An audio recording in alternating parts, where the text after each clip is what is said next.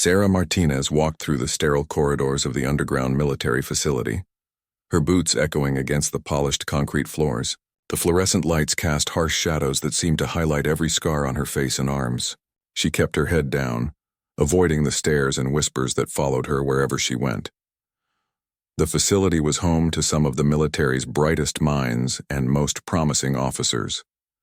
Scientists, analysts, and young lieutenants filled the halls, all working on classified projects that could change the course of modern warfare. Sarah had been transferred here 3 months ago, assigned to a technical analysis unit that specialized in enemy weapon systems. On paper, it seemed like the perfect assignment for someone with her background in explosives and combat engineering. But the reality was far different from what she had expected. From her first day, Sarah noticed how conversation stopped when she entered a room, how people would glance at the jagged scar that ran from her left temple to her jawline, or the burn marks that covered her right forearm. Some would look away quickly, uncomfortable with what they saw. Others would stare openly, their curiosity mixed with something that looked like disgust. The worst part wasn't the stares, though. It was the whispers. Sarah had excellent hearing, a skill that had saved her life more than once in the field. She could hear them talking when they thought she was out of earshot. They called her names that cut deeper than any physical wound ever could. Frankenstein's monster, some said. The scarred freak, others whispered. A few of the younger officers had started calling her patchwork behind her back, thinking they were clever. Lieutenant David Chen was one of the worst offenders. Fresh out of the academy with perfect grades and an even more perfect appearance, he seemed to take personal offense to Sarah's presence in the facility. During briefings, he would make subtle comments about maintaining professional appearance standards. When Sarah presented her analysis reports, he would question her competence, suggesting that perhaps someone with clearer thinking should handle important cases. The facility's break room became a place Sarah actively avoided. Too many times she had walked in to find Chen and his group of followers sitting at the central table, their conversation stopping abruptly when they saw her. The silence would stretch uncomfortably until someone would clear their throat and change the subject. Sarah would grab her coffee quickly and leave, pretending not to notice the smirks and exchanged glances. Dr. Elizabeth Warren, the facility's chief psychologist, had tried to intervene several times. She had called Sarah into her office for wellness checks, asking carefully worded questions about how she was adjusting to her new assignment. Sarah appreciated the concern, but she also knew that complaining would only make things worse. She had dealt with difficult people before, and she could handle a few immature officers who had never seen real combat. What bothered Sarah most was how the treatment affected her work. She was good at what she did, exceptional even. Her reports on enemy explosive devices were thorough and accurate, often identifying weaknesses that others missed. But when she spoke up in meetings, her insights were often dismissed or credited to someone else. When she solved a particularly challenging technical problem, Chen would find ways to minimize her contribution. The isolation was becoming harder to bear with each passing day. Sarah had always been a soldier first, someone who found strength in the brotherhood of military service.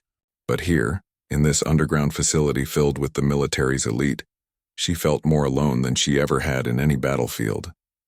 The people around her wore the same uniform, saluted the same flag, but they looked at her like she was something broken that didn't belong among them.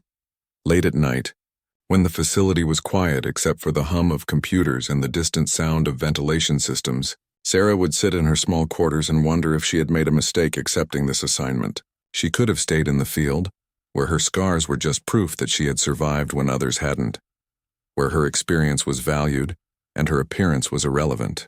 But her commanding officer had insisted that her technical skills were needed here, that she could make a real difference in the war effort. Sarah looked at herself in the mirror each morning and saw the same person she had always been. A soldier who had served her country with honor and distinction, someone who had saved lives and completed missions that others couldn't. But the people in this facility saw something else entirely. They saw damaged goods, someone who didn't meet their standards of what a proper officer should look like. As she prepared for another day of subtle insults and not-so-subtle exclusion, Sarah made a decision. She would not let their ignorance break her spirit. She had survived much worse than a few cruel words and judgmental stares. Whatever had happened to give her these scars, Whatever story they told about her service and sacrifice, she would not be ashamed of them. Even if no one else in this facility understood what they represented, she knew the truth about who she was and what she had done. The situation escalated on a Tuesday morning during the weekly staff meeting. Colonel Roberts, the facility commander, was reviewing the latest intelligence reports when Lieutenant Chen decided to make his move. Sarah had just finished presenting her analysis of a new type of improvised explosive device that enemy forces were using, complete with detailed diagrams and countermeasure recommendations. With all due respect, sir, Chen interrupted, his voice carrying that particular tone of false politeness that Sarah had come to recognize. I have some concerns about the reliability of this assessment. Perhaps someone with more traditional qualifications should verify these findings before we pass them up the chain of command. The room fell silent. Even Colonel Roberts looked surprised by the boldness of Chen's challenge. Sarah felt every eye in the room turned toward her, some curious, others uncomfortable with the obvious tension. She kept her expression neutral, but inside, her anger was building like pressure in a sealed container. Lieutenant Chen, Colonel Roberts said slowly, Sergeant Martinez has extensive field experience with explosive devices. Her qualifications are not in question here, Chen pressed on, emboldened by what he perceived as an opening. Of course, sir. But field experience and analytical work are very different things. And frankly, some of us have noticed that Sergeant Martinez seems distracted lately. Perhaps the stress of adapting to our environment has affected her judgment. Sarah's hands clenched involuntarily. The implication was clear to everyone in the room. Chen was suggesting that her scars, her appearance, were evidence of some kind of mental instability, that she was damaged goods, unreliable, possibly suffering from combat trauma that impaired her ability to think clearly. Dr. Warren started to speak up, but Sarah cut her off. Lieutenant Chen, she said, her voice deadly calm, are you questioning my professional competence or my mental fitness for duty? Chen smiled, the kind of cold smile that didn't reach his eyes. I'm simply suggesting that we should all be honest about our limitations. Some people are better suited for certain types of work than others. There's no shame in acknowledging that. The other officers in the room shifted uncomfortably. Major Thompson, a veteran who had served multiple combat tours, looked like he wanted to say something but held back. Captain Williams, one of the few people who had been consistently professional toward Sarah, stared down at her hands. The silence stretched on until it became painful. Sarah stood up slowly, her chair scraping against the floor. For a moment she considered walking out, putting in for a transfer, leaving these people to their sterile little world where appearances mattered more than ability. But then she thought about all the soldiers in the field who were depending on accurate intelligence, who needed someone who understood the real dangers they faced. You want to know about my limitations, Lieutenant? Sarah asked, her voice carrying a dangerous edge that made several people lean back in their chairs. My limitation is that I have too much respect for this uniform to tell you exactly what I think of your assessment. My limitation is that I was taught to respect the chain of command, even when it includes officers who mistake ignorance for insight. Chen's face flushed red. Sergeant, you're out of line. I'm a commissioned officer, and you will show proper respect. Respect is earned, Sarah replied, and it's not earned by attacking fellow soldiers because you don't like the way they look. Colonel Roberts finally intervened, his voice sharp with authority. That's enough, both of you. Lieutenant Chen, you will submit any concerns about personnel qualifications through proper channels. Sergeant Martinez, you will remember your rank and conduct yourself accordingly. This meeting is adjourned.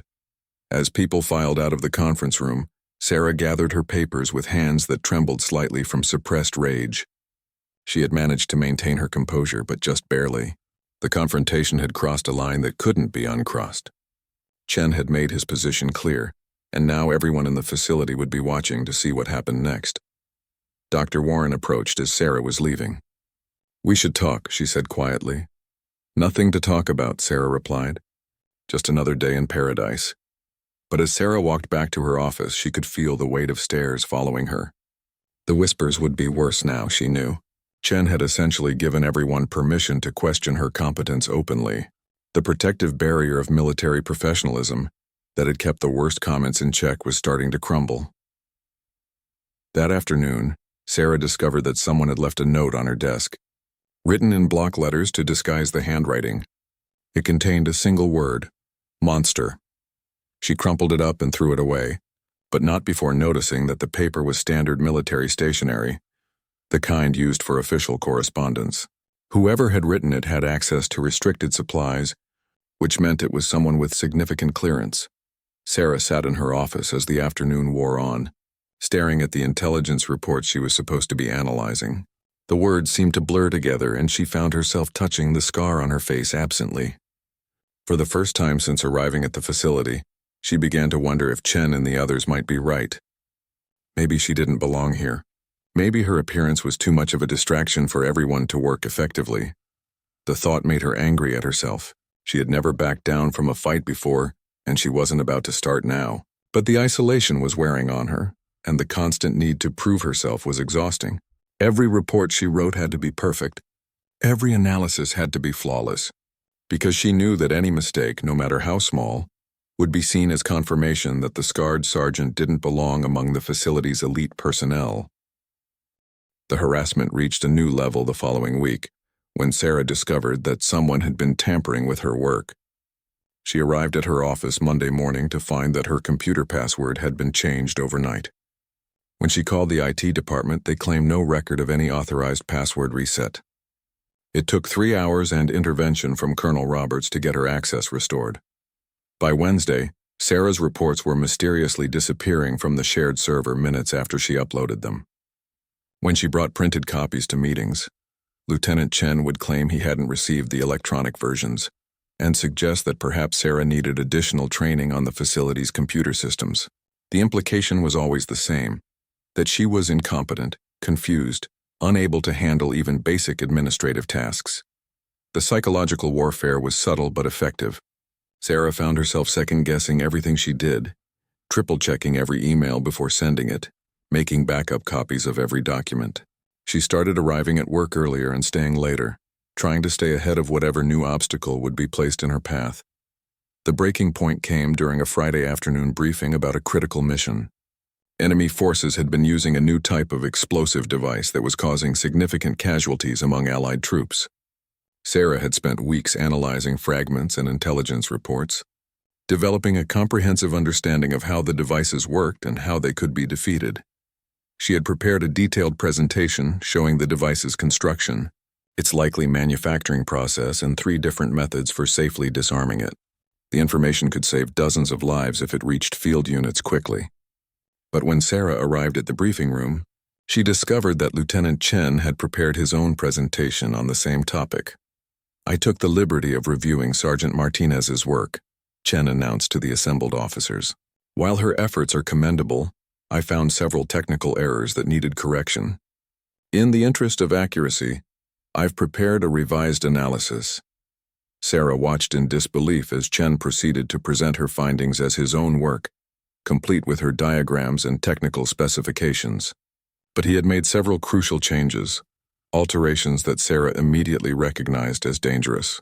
His modified disarming procedures would likely result in accidental detonations. His assessment of the device's sensitivity was completely wrong. "Lieutenant," Sarah interrupted, unable to stay silent while Chen distributed potentially lethal misinformation. "There are serious problems with that analysis. The disarming sequence you're recommending will trigger the backup detonator." Chen barely glanced at her. "Thank you for your input, Sergeant, but I've double-checked all calculations. Perhaps you misunderstood some of the technical details." "I didn't misunderstand anything," Sarah said, her voice rising despite her efforts to stay calm. "That procedure will get people killed." Colonel Roberts looked between them, clearly frustrated with the ongoing conflict.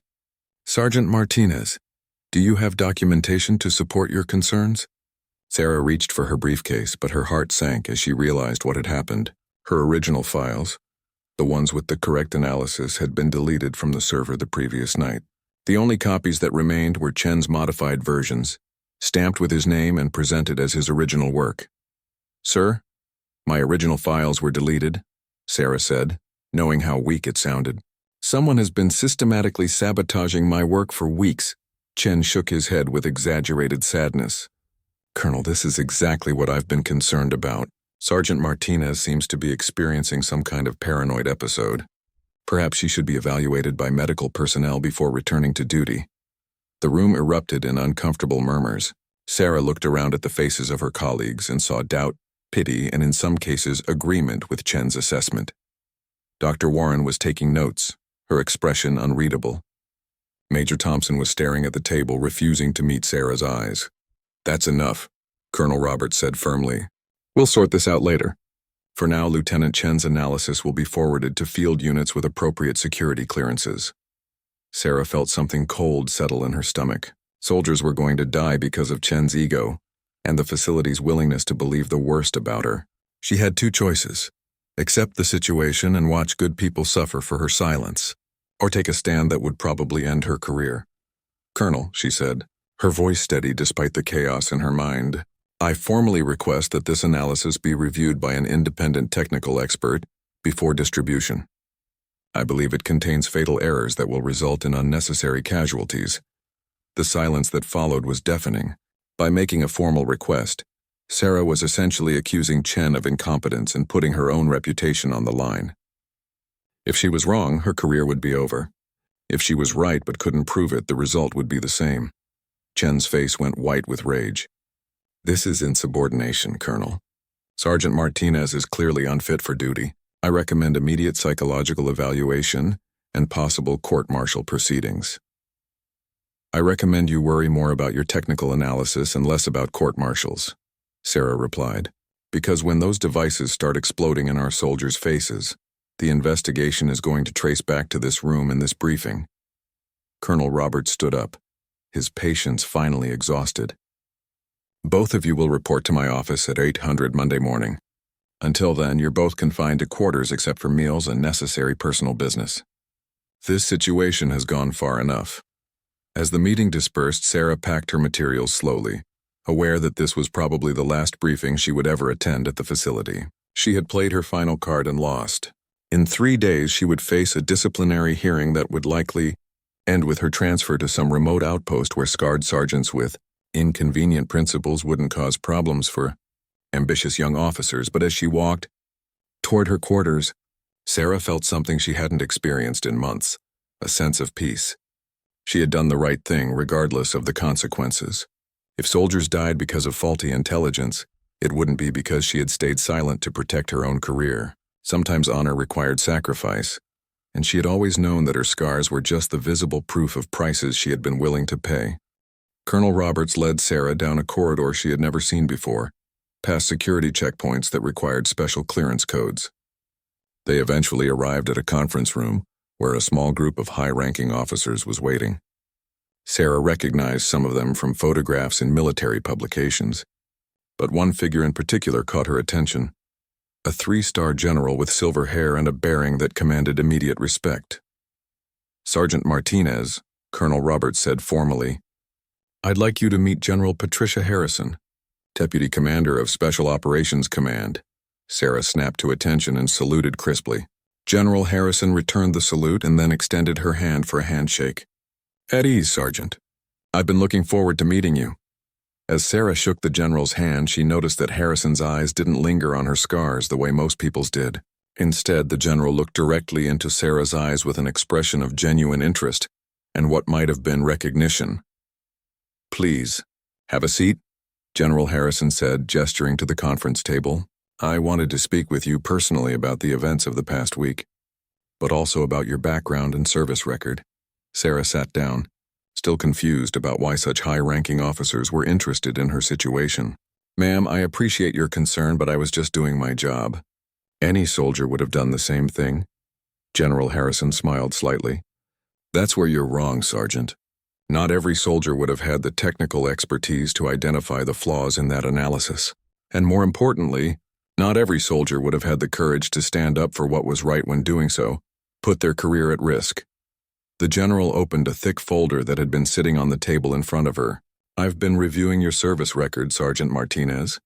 It makes for fascinating reading.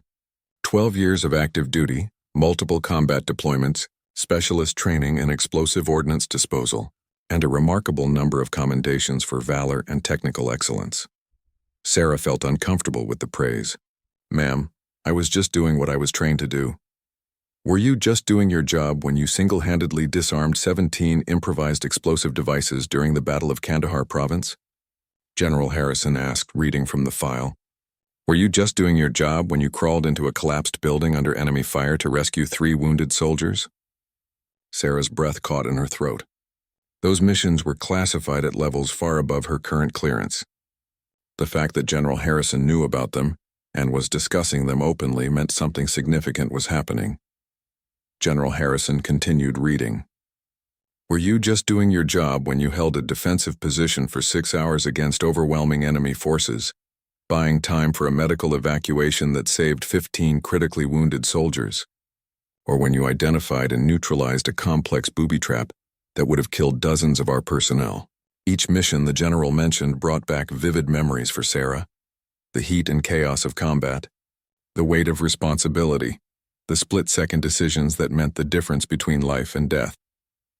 She had never talked about those missions with anyone, partly because they were classified, but mostly because the memories were too intense to share. Ma'am, Sarah said quietly, those missions were a long time ago. The scars you carry tell a different story, General Harrison replied gently. Each one represents a moment when you put others' lives ahead of your own safety. The burn marks on your arm are from the Kandahar mission, aren't they? When you used your own body to shield those explosives from enemy gunfire while you worked on them. Sarah unconsciously touched her arm where the burn scars were hidden beneath her sleeve. How do you know about that? Because I was the officer who recommended you for the Silver Star, General Harrison said. I was a colonel then, serving as operations officer for the regional command. I read every after-action report, interviewed every witness, and personally reviewed the evidence of your actions during that deployment. The revelation hit Sarah like a physical blow. The Silver Star was one of the military's highest decorations for valor, awarded only for exceptional heroism in combat. She had never received any such award, had never even been told she had been recommended for one. I don't understand, Sarah said. I never received any Silver Star. General Harrison's expression darkened. That's because certain officers in the chain of command decided that your actions didn't meet their standards for recognition. They argued that you were simply doing your job as an EOD specialist. That exceptional valor required something more dramatic than technical expertise and personal courage. Sarah felt a familiar anger building in her chest. Even years later, even after everything she had sacrificed, there were people who refused to acknowledge her worth because she didn't fit their preconceptions of what a hero looked like. But that's not why I'm here today. General Harrison continued. I'm here because the military needs officers like you, Sergeant Martinez. Officers who combine technical excellence with moral courage, who understand that leadership sometimes means standing alone for what's right. The general closed the file and leaned forward. I'm offering you a choice, Sergeant. You can continue your current assignment here, working in technical analysis where your skills are clearly needed, or you can accept a commission as a lieutenant and join a special operations unit that specializes in exactly the kind of work you've been doing your entire career. Sarah stared at the general in shock. A commission would mean becoming an officer, a dramatic change in her career trajectory. But more than that, it would mean official recognition of her abilities and contributions, something that had been denied to her for years. Ma'am, I'm honored by the offer, but I'm not sure I'm officer material. I don't have a college degree, and my appearance— General Harrison held up a hand to stop her. Sergeant, I've seen officers with perfect uniforms and impressive diplomas who crumbled under pressure. And I've seen enlisted personnel who demonstrated leadership and courage that put those officers to shame. Your qualifications aren't written on your college transcript. They're written in the scars you carry and the lives you've saved. The room fell silent as Sarah considered the offer. For years, she had accepted that her appearance and background would limit her opportunities for advancement. She had focused on doing her job well and serving her country, even when that service went unrecognized and unrewarded. Now suddenly, she was being offered not just recognition but advancement, not just acceptance but genuine respect from some of the military's highest-ranking officers. It was almost too much to process. Sarah spent the weekend in her quarters, using the forced isolation to prepare for what she assumed would be the end of her time at the facility. She organized her personal belongings, wrote detailed notes about ongoing projects for whoever would replace her, and tried to come to terms with the reality that her military career might be over. On Sunday evening, as she was reviewing her personnel file to prepare for the disciplinary hearing, Sarah heard an unusual amount of activity in the corridors outside her room. Vehicles were arriving at the facility's main entrance, and she could hear the sharp commands and hurried footsteps that indicated something important was happening. But confined to quarters, she could only wonder what kind of emergency had disrupted the facility's normally quiet weekend routine. Monday morning arrived gray and cold, matching Sarah's mood as she prepared for her meeting with Colonel Roberts. She put on her dress uniform, making sure every detail was perfect. If this was going to be her last official act as a member of the facility's staff, she was determined to face it with dignity intact. At precisely 800 hours, Sarah knocked on Colonel Roberts' office door. When she entered, she was surprised to find that Lieutenant Chen was not present.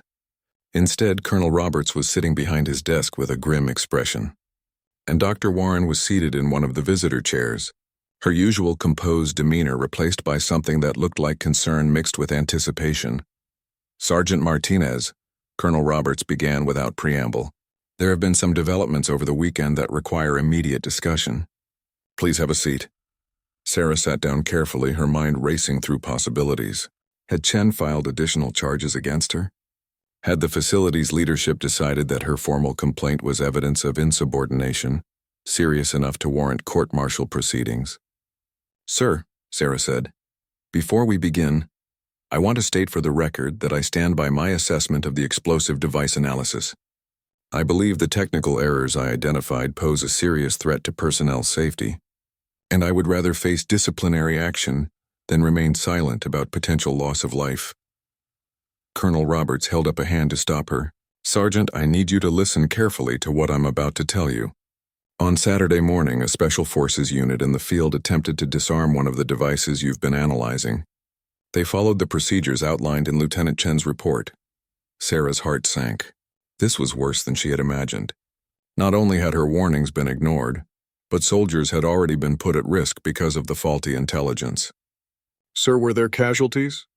3 soldiers were injured when the device exploded during the disarming attempt, Colonel Roberts continued. Fortunately, none of the injuries were life-threatening, but the incident prompted an immediate investigation into the technical analysis that had been provided to field units. Sarah closed her eyes, feeling a mixture of relief that no one had been killed and vindication that her concerns had been justified, but she also felt guilty that soldiers had been hurt while she was sitting safely in her quarters, unable to prevent the disaster she had predicted. The investigation revealed several disturbing facts, Colonel Roberts went on.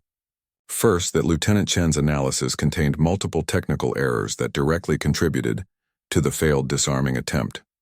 Second, that your original correct analysis had been systematically deleted from our computer systems. And third, that there had been an organized campaign to undermine your credibility and sabotage your work. Sarah opened her eyes and looked at the colonel in surprise. "Sir, you found evidence of the sabotage?" Dr. Warren spoke up for the first time. The IT department conducted a forensic analysis of the computer systems over the weekend. They found deleted files, unauthorized password changes, and evidence that multiple personnel had been accessing your work without authorization. The digital fingerprints led directly back to Lieutenant Chen and 2 other officers who had been working with him. Colonel Roberts leaned forward, his expression serious. "Sergeant Martinez, I owe you an apology. This facility failed you in the most fundamental way possible. We allowed personal prejudice and unprofessional behavior to compromise our mission and put soldiers' lives at risk. That is unacceptable under any circumstances." Sarah felt a strange mix of emotions washing over her. Relief, anger, vindication, and sadness all competed for space in her mind. "What happens now, sir?" "Lieutenant Chen has been placed under arrest and is facing charges of falsifying official reports, sabotaging military intelligence, and conduct unbecoming an officer. The other personnel involved are also facing appropriate disciplinary action. Their actions directly resulted in injuries to our soldiers, and they will be held accountable." Dr. Warren added, "We've also initiated a comprehensive review of facility policies and procedures. The toxic environment that allowed this situation to develop cannot be permitted to continue. Every member of this staff will undergo sensitivity training and professional conduct review." Colonel Roberts stood up and walked around his desk to face Sarah directly. "Sergeant Martinez, I know that apologies cannot undo the treatment you've received here, but I want you to know that your professionalism, competence, and integrity throughout this ordeal have been exemplary. You maintained your standards even when others abandoned theirs. Sarah felt tears threatening to form in her eyes, but she blinked them back. Thank you, sir. I just did what I thought was right. That's exactly what you did, Colonel Roberts replied. And because you had the courage to stand up for what was right, even when it put your career at risk. 3 soldiers are alive today instead of in body bags. The investigation revealed that Chen's disarming procedure would have been fatal if the device had been fully armed. The weight of that statement settled over Sarah like a heavy blanket. She had saved lives by refusing to stay silent, by insisting on truth even when it was inconvenient and unwelcome. The scars on her face and arms suddenly felt different, not like marks of shame or weakness, but like badges of honor earned through service and sacrifice. Sir, Sarah said quietly, I'd like to continue my work here if that's possible. There are other analyses that need to be completed, other soldiers who need accurate intelligence to stay safe. Colonel Roberts smiled for the first time since she had entered his office. I was hoping you would say that, Sergeant. This facility needs officers like you, people who put mission and personnel safety above personal convenience. But first, I think there's someone you need to meet. Sarah took a deep breath, trying to process everything that had just been revealed to her. The weight of years of unrecognized service, the validation of her expertise, and the unexpected opportunity for advancement all swirled together in her mind. But one question kept surfacing above the others. General, Sarah said carefully, why now? Why are you offering this to me today after all these years? General Harrison exchanged glances with Colonel Roberts before answering. Because the military is changing, Sergeant Martinez. We're finally beginning to understand that our strength comes from the diversity of our personnel, not from conformity to outdated standards of appearance or background. We need officers who have proven themselves in real combat, not just in classroom exercises. The general stood and walked to a wall display showing photographs of recent military operations. More importantly, we're facing threats that require exactly the kind of expertise you possess. Enemy forces are becoming more sophisticated in their use of explosive devices and unconventional tactics. We need people who understand these weapons not just in theory, but from first-hand experience. Sarah looked around the room at the assembled officers, all of whom were watching her with expressions of genuine respect. It was a stark contrast to the treatment she had received from Lieutenant Chen and his supporters. These were people who valued competence over appearance, substance over style. Ma'am, Sarah said, what would this new assignment involve? You would lead a specialized team responsible for analyzing and countering enemy explosive devices, General Harrison explained. Your primary mission would be to develop new countermeasures and training programs that could save lives across all branches of the military. You would have the resources and authority to do the kind of work that you've been doing here, but on a much larger scale. Colonel Roberts added, you would also be responsible for training other personnel, sharing your expertise with soldiers who will face these threats in the field. Your experience and knowledge would literally save lives on a daily basis. Sarah felt a spark of excitement at the prospect. This was exactly the kind of work she had always wanted to do, the opportunity to make a real difference in the war effort. But years of disappointment had taught her to be cautious about opportunities that seemed too good to be true. General, I need to ask about something, Sarah said hesitantly. My appearance, these scars, won't they be a problem in a leadership position? People like Lieutenant Chen aren't going to disappear just because I get promoted. General Harrison sat back down and looked directly at Sarah. Sergeant, let me tell you about the first time I saw combat. I was a young lieutenant fresh out of West Point, convinced that I knew everything about leadership and military tactics. I had perfect scores in all my classes, glowing recommendations from my instructors, and absolute confidence in my abilities. The general paused, her expression becoming reflective. Then I found myself in a firefight in Bosnia, and everything I thought I knew became useless. I was terrified, confused, and completely out of my depth. But there was a sergeant in my unit, a man named Rodriguez who had been in the Army for 15 years. He had scars on his face from an explosion in Panama, walked with a slight limp from shrapnel wounds, and looked nothing like the recruiting posters. Sarah listened intently as the general continued. Rodriguez took control of the situation when I froze up. He organized our defense, coordinated with air support, and got all of us out alive. Later, when I tried to thank him, He just said that his job was to make sure young officers like me lived long enough to learn how to do our jobs properly. General Harrison's voice carried a note of deep respect as she spoke about the sergeant. Rodriguez taught me that real leadership isn't about having a perfect appearance or impressive credentials. It's about making the right decisions under pressure, taking care of your people, and having the courage to do what's necessary even when it's difficult. The general leaned forward, her eyes intense. Your scars aren't a liability, Sergeant Martinez. They're proof that you've been tested in ways that most officers never will be. They show that you've made sacrifices for your country and your fellow soldiers. Any officer who can't see past those scars to recognize your value isn't someone whose opinion matters. Sarah felt something shifting inside her, a sense of possibility that she hadn't experienced in years. What about the people who will always see me as damaged goods, as someone who doesn't belong in positions of authority? There will always be people like Lieutenant Chen, Colonel Roberts said. People who judge based on appearances rather than substance. But they're becoming a minority in today's military. And more importantly, they won't be your superiors. General Harrison has personally vouched for you, which means you'll have the support of the highest levels of command. General Harrison nodded. Sergeant, I won't lie to you. There will be challenges. Some people will question your authority because of your background or your appearance, but you've already proven that you can handle that kind of prejudice while maintaining your professionalism and integrity, and now you'll have the rank and authority to demand the respect you've always deserved. Sarah thought about all the soldiers she had worked with over the years, the ones who had trusted her expertise and followed her lead regardless of what she looked like. She thought about the explosive devices she had disarmed, the lives she had saved, the knowledge she had accumulated through years of dangerous work. There's one more thing, General Harrison said, reaching into her briefcase and pulling out a small velvet box. This belongs to you. It's long overdue, but I wanted to present it personally. The general opened the box to reveal the silver star, its distinctive ribbon and metal gleaming under the conference room lights. For exceptional valor during combat operations in Kandahar province, where your actions under enemy fire saved multiple lives and prevented significant casualties among friendly forces. Sarah stared at the medal, feeling tears forming in her eyes despite her efforts to maintain her composure. After all these years, someone had finally recognized what she had done, what she had sacrificed, what she had given to her country and her fellow soldiers. Ma'am, Sarah said, her voice barely above a whisper, I accept your offer. I'll take the commission and the assignment. General Harrison smiled broadly. Outstanding.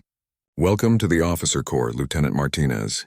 I think you're going to do great things. 6 months later, Lieutenant Sarah Martinez stood in front of a classroom filled with young soldiers, all eager to learn the life-saving techniques she had mastered through years of dangerous field work. The specialized training facility buzzed with activity as her team conducted advanced courses in explosive ordnance disposal and threat assessment. The transformation had been remarkable, not just in her career, but in her entire outlook on military service. As the commanding officer of the Advanced EOD Training Division, Sarah now had the authority and resources to implement the kind of comprehensive training programs she had always envisioned. Her team had already developed 3 new countermeasures for enemy explosive devices, innovations that were being deployed to units across all theaters of operation. The silver star sat prominently on her dress uniform, but it was no longer the most important decoration she wore. In the months since her promotion, Sarah had earned the respect and admiration of soldiers at every level of command. Officers who had once questioned her competence now sought her advice on technical matters. Enlisted personnel looked up to her as proof that merit and dedication could overcome any obstacle. The incident with Lieutenant Chen had become something of a cautionary tale throughout the military education system. His court-martial had resulted in dismissal from service and criminal charges for endangering military personnel. The 2 officers who had assisted him in sabotaging Sarah's work had received significant disciplinary action and career-ending reprimands. More importantly, the entire affair had prompted a service-wide review of discrimination and harassment policies. Dr. Warren, who had become a close friend and colleague, often visited the training facility to observe how Sarah's leadership style differed from traditional military instruction. You've created something special here, she told Sarah one afternoon as they watched a group of students work through a complex training scenario. These soldiers aren't just learning technical skills. They're learning to think critically, to question assumptions, and to value expertise over appearance. Sarah had implemented a training philosophy based on practical experience rather than theoretical knowledge. Her instructors were all combat veterans who had faced real explosive threats in the field. The scenarios they used for training were based on actual incidents, including many from Sarah's own deployments. Students learned not just how to disarm devices, but how to think like the enemy, how to anticipate new threats, and how to adapt their techniques to changing circumstances. The success of her program had attracted attention from military leaders around the world. Sarah had been invited to speak at international conferences, to consult on training programs for allied forces, and to advise on policy development for counterterrorism operations. Her scars, once seen as marks of shame, had become symbols of her credibility and expertise. But perhaps the most satisfying aspect of her new role was the opportunity to mentor young soldiers who reminded her of herself. Private Jessica Rodriguez, a young woman from Texas who had joined the Army to escape poverty and discrimination, often stayed after class to ask additional questions about explosive devices and military leadership. Like Sarah, she faced doubts about whether she belonged in the military's technical specialties. "Lieutenant," Rodriguez asked one evening as they cleaned up after a particularly intensive training session, "how do you handle people who think you don't belong here? Who look at you and see something wrong or damaged?" Sarah set down the training materials she had been organizing and looked directly at the young soldier. "Rodriguez, do you know what these scars represent?" "Ma'am, I know they're from combat operations, but I don't know the specifics. Each one represents a choice I made to put other people's lives ahead of my own safety," Sarah explained. "The burn on my arm happened when I shielded an explosive device from gunfire while I worked on it. The scar on my face came from shrapnel when I threw myself on top of a wounded soldier to protect him from a secondary explosion." Rodriguez listened intently as Sarah continued. "For years, I let other people make me feel ashamed of these marks. I thought they made me ugly, that they meant I was damaged somehow. But I've learned that they're actually the most beautiful things about me, because they represent the best of what it means to be a soldier." Sarah walked over to a wall display showing photographs of her current and former students. "Every person in these pictures is alive today because of the training we provide here. Every technique they learn, every safety procedure they master has the potential to save lives in the field. That's what matters, Rodriguez. Not what we look like, but what we can do for others." The young soldier nodded, but Sarah could see that she was still struggling with self-doubt. It was a feeling Sarah remembered well, the constant need to prove herself worthy of acceptance and respect. "Rodriguez," Sarah said gently, "I want you to remember something. The people who judge you based on your appearance or background are revealing their own limitations, not yours. They're showing that they lack the wisdom to recognize real value when they see it. Don't let their ignorance define your self-worth." As the months passed, Sarah watched Rodriguez and dozens of other young soldiers grow in confidence and competence. Her training program had become one of the most sought-after assignments in the military, with soldiers competing for the opportunity to study under her guidance. The facility's reputation for excellence had spread throughout the armed forces, and Sarah often found herself briefing senior commanders on the latest developments in explosive threat countermeasures. General Harrison visited regularly, always expressing pride in Sarah's accomplishments and the success of her programs. During one such visit, she pulled Sarah aside for a private conversation. "Lieutenant," the general said, "I want you to know that your story has had an impact far beyond this facility. You've become an inspiration to soldiers throughout the military who have felt excluded or undervalued because of their appearance, background, or personal circumstances." Sarah felt a deep sense of satisfaction at those words. "Ma'am, I just want to make sure that other people don't have to go through what I experienced. That competence and character matter more than conforming to someone else's idea of what a soldier should look like." "You've done that and more," General Harrison replied. "But I also want you to know that your influence is growing. There's talk of promoting you to captain and expanding your program to include international training partnerships. Your expertise is needed on a global scale." As Sarah looked around her facility, watching her instructors work with dedicated students, she felt a profound sense of accomplishment. The journey from that first day at the underground facility, when she had walked through corridors filled with whispers and stares, to this moment of recognition and respect, had been difficult but ultimately transformative. Her scars would always be visible reminders of the prices she had paid in service to her country. But now they were also symbols of her strength, her dedication, and her refusal to be defined by other people's prejudices. She had proven that true leadership came not from fitting into predetermined molds, but from having the courage to stand up for what was right, regardless of the personal cost. Sarah Martinez had found her place in the military, not despite her scars, but because of everything they represented about her character and her commitment to serving others.